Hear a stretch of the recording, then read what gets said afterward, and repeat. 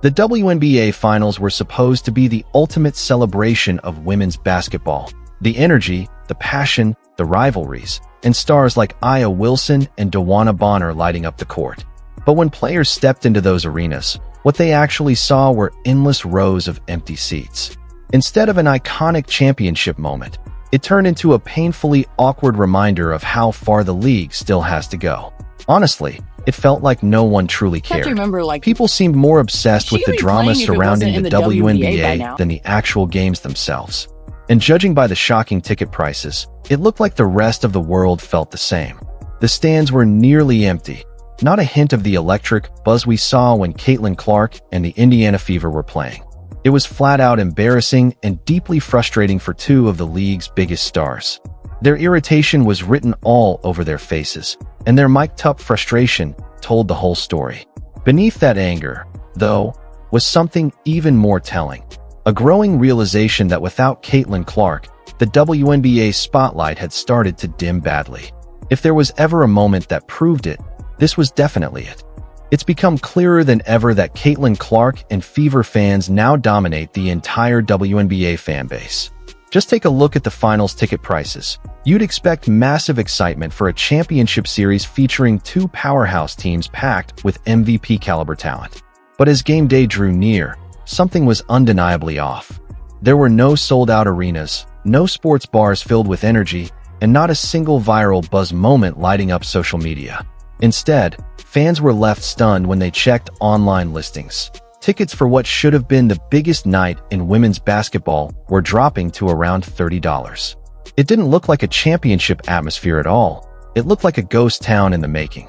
Even Game 1 between the Aces and Mercury, which should have been a marquee matchup, struggled to generate the excitement the WNBA desperately needed. Holy hell, $35 seats for the WNBA Finals, and not just the nosebleeds. Plenty of prime spots still wide open. It was shocking to see.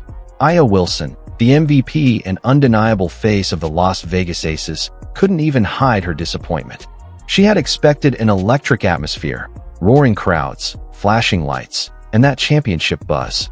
But during warm-ups, as she looked around at the endless rows of empty red seats, she quietly muttered to herself, "This is the finals?" It wasn't arrogance. It was genuine disbelief. The kind of moment that perfectly captured how far the energy around the league had fallen. Look at that, just $35 tickets for the finals.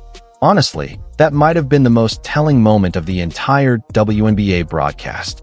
Because if you really wanted to measure public interest in this championship series, well, the results were pretty brutal. Players like Aya Wilson and Dawana Bonner have spent years fighting to elevate this league, pouring their hearts into every game. Yet there they were, performing on the biggest stage of the season, in front of patchy, half-empty crowds, with TV cameras awkwardly zooming in on whole rows of vacant seats. And Bonner? She didn't hold back. During her post-game interview after Game 1, you could practically feel her frustration. Despite all the hard work, the silence of the crowd was crushing.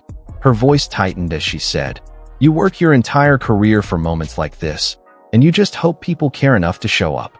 That single line captured the heartbreak and disappointment every player in that arena must have been feeling. Dana Bonner, Alyssa Thomas, and the Mercury were set to clash with Aya Wilson and the Las Vegas Aces in what should have been a dream WNBA Finals matchup. But when fans were asked, "Will you be locked in watching this series?" the results were brutal. Only 4% said yes, while a staggering 96% flat-out said no. That's when the players started to realize, in real time, that the league's excitement was far more fragile than anyone wanted to admit. And it wasn't just the athletes feeling it, fans noticed too. Social media lit up with photos of empty arenas, sparking heated debates about what went wrong. Many blamed Caitlin Clark's absence, while others pointed fingers at the league's weak marketing and ridiculous ticket prices. The sad truth? Throughout the season, Caitlin Clark's rookie run completely transformed women's basketball. Her games with the Indiana Fever shattered TV ratings and packed arenas nationwide. But without her, the finals felt like they'd lost their heartbeat. Let's be honest, if Caitlin Clark and the Fever were in this championship matchup against the Mercury, with all that built-in drama, there's no chance you'd find a single ticket going for under $300. Believe it or not Not a single ticket under $300. I seriously doubt it. If Caitlin Clark had been playing in these finals with the Fever, courtside seats would have easily gone for $5,000. League executives tried to spin the story, promoting it as a battle between two historic franchises, but fans simply weren't buying it. They wanted genuine stories, raw emotion, and a reason to truly care. And this time, the WNBA just couldn't provide that. The finals were meant to highlight the highest level of competition, but instead, they revealed a stark, uncomfortable truth. The league's popularity still heavily depends on a few superstar personalities. By the end of Game 1, all the momentum had vanished. Online, people called it the quietest finals ever, and the energy in the arena confirmed it. Not due to lack of skill, but because of a missing sense of community. No one was there to truly witness the stars shine. And Aya Wilson and DeWanna Bonner? Their frustration was impossible to hide. It was clear, the audience wasn't invested, and it showed in every empty seat and silent cheer. Nobody cared to watch this mess unfold on their TVs. What should have been a triumphant moment for Aya Wilson and DeWanna Bonner after Game 1 quickly turned into visible frustration and heated tension. These veterans had poured their hearts and souls into bringing their teams to the championship stage.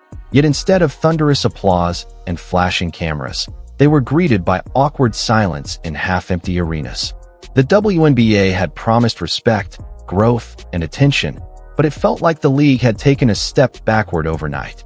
For Wilson and Bonner, it wasn't just about attendance numbers. It was the stinging feeling of being abandoned by the very fans who were supposed to be rallying behind them. Wilson's frustration was palpable during the post-game press conference. Though she spoke with calm composure, every word hit like a punch, laying bare the disappointment of the moment. "We're playing some of the best basketball in the world," Wilson said, "but it feels like nobody's even watching." That statement hit hard, and she wasn't exaggerating. National coverage was minimal, social media buzz was almost non-existent, and game highlights failed to generate the excitement that Caitlin Clark consistently commanded all season. The difference was stark and impossible to ignore. Bonner, meanwhile, didn't hold anything back. She spoke plainly, passionately, and unapologetically, saying, "It's disrespectful. We deserve packed arenas. We deserve that kind of energy." Her words quickly went viral, sparking fierce debates online. Many fans fully agreed, pointing out that the league's marketing strategy had completely missed the mark, ignoring what viewers truly wanted: real stories, intense competition, and moments that felt alive. Some argued that Wilson, Bonner, and other veterans had unintentionally contributed to the division within the fanbase. That's when the narrative began to shift.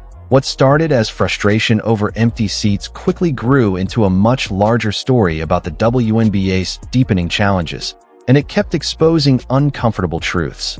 What should have been a celebratory moment for Aya Wilson and DeWanna Bonner after Game 1 instead erupted into visible tension and frustration. These seasoned players had given everything to reach the championship stage, yet they were met with awkward silence, half-empty arenas, and flashing cameras capturing every empty seat instead of roaring cheers. The WNBA had promised growth, attention, and respect, but it felt like the league had taken a step backward once again. For Wilson and Bonner, it wasn't just about numbers in the stands. It was the feeling of being overlooked by the very fans they had worked so hard to inspire. It was about feeling abandoned by the very fans who were supposed to champion the league. Wilson's frustration came through clearly during the post-game press conference. She spoke with calm composure, but every word carried powerful weight. "We're playing some of the best basketball out there, but it's like nobody's watching." And she wasn't wrong. National coverage was sparse, social media engagement was flat, and game clips barely made a ripple compared to the viral frenzy that followed every Caitlin Clark highlight during the season. The contrast was impossible to ignore. Bonner didn't hold back either. She was direct, passionate, and unapologetic, declaring, "It's disrespectful. We are worthy of packed arenas. We are worthy of that kind of energy." Her remarks quickly went viral, igniting debates online about whether her anger was justified. Many sympathized, pointing out that the league's marketing had completely missed the mark, ignoring what fans truly wanted to see. Others, however, argued that she and other veterans had played a role in dividing the fan base, adding another layer to the league's growing challenges. the story in the began to take a WNBA new Finals. direction. What started as frustration over low attendance quickly evolved into a broader reflection on the WNBA's growing struggles. Once again, the arenas were shockingly empty. Ticket prices were sky-high, yet none of the electric excitement that had followed Caitlin Clark and the Indiana Fever this season was present. It was not just embarrassing, it was deeply frustrating for two of the league's top stars. Their irritation was clearly visible on camera, and their sharp, candid comments about the lack of fan support didn't go unnoticed. But beneath all that anger, there was a deeper recognition of the league's current reality and its dependence on a few superstar personalities. The WNBA's prominence had clearly faded, and without Caitlin Clark, interest seemed almost non-existent. What should have been a celebratory moment for Aya Wilson and Dawana Bonner after Game 1 instead turned into visible tension and frustration. These seasoned veterans had given their all to bring their teams to the championship, yet they were met with awkward silence and half-empty arenas instead of cheers and flashing cameras. The league had promised respect, growth, and attention, but it felt like the WNBA had taken a step backward overnight. For Wilson and Bonner, it wasn't just about attendance numbers. It was the stinging feeling of being abandoned by the very fans who were supposed to be fully supporting the league. Wilson's irritation was clear during the post-game press conference. Even though she spoke calmly, her words carried immense weight. "We're playing some of the best basketball out there, but it's like nobody's watching." And she wasn't wrong. National coverage was minimal, social media engagement barely moved, and game clips hardly made a ripple compared to the viral sensation that followed every Caitlin Clark highlight all season. The contrast was impossible to ignore. Bonner didn't hold back. She was direct, passionate, and unapologetic. She stated boldly, "It's disrespectful. We are worthy of crowded arenas.